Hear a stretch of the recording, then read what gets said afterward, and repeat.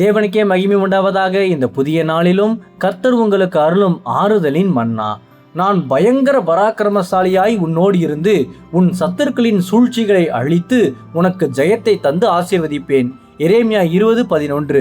கர்த்தரோ பயங்கரமான பராக்கிரமசாலியாய் என்னோடு இருக்கிறார். கிறிஸ்துவுக்கு பிரியமானவர்களே, உங்கள் வாழ்க்கையில் பலவித எதிரிகளின் சூழ்ச்சிகளால் நீங்கள் பாதிக்கப்பட்டு மிகவும் பயந்து போய் நம்பிக்கை இழந்து தவிக்கிறீர்களா? கவலைப்படாதீர்கள். இன்று உங்களை சூழ்ந்துள்ள நிலைமையை பார்த்து இனி யாரும் உங்களுக்கு உதவ மாட்டார்கள் என்று ஒருபோதும் நினைக்க வேண்டாம்.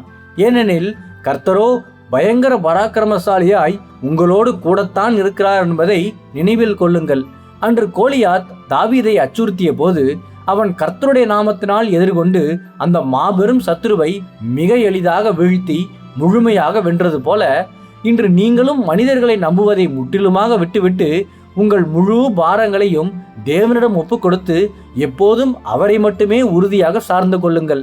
அப்படி செய்யும்போது சர்வ வல்லமையுள்ள தேவன் உங்களுடன் இருந்து உங்களை அச்சுறுத்தும் அனைத்து எதிரிகளின் சூழ்ச்சிகளையும் முற்றிலும் அழிப்பார் என்பதால் நீங்கள் இனி பயந்து போய் கண்ணீரோடு கலங்கி தவிக்க வேண்டிய அவசியமே இல்லை. கர்த்தர் தாமே இந்த வார்த்தைகள் மூலமாக இன்று உங்களை ஆறுதல் படுத்தி ஆசீர்வதிப்பாராக.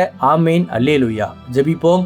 என் அன்புள்ள பரிசுத்த பரலோக பிதாவே, இந்த புதிய நாளுக்காக உமக்கு ஸ்தோத்திரம். பராக்கிரமத்தின் ஆவியானவரே, இன்று நீரே பயங்கர பராக்கிரமசாலியாய் என்னோடு இருந்து என் எல்லா சத்துருக்களின் சூழ்ச்சிகளையும் அழித்து எனக்கு ஜெயத்தை தந்து ஆசீர்வதித்தருளும்.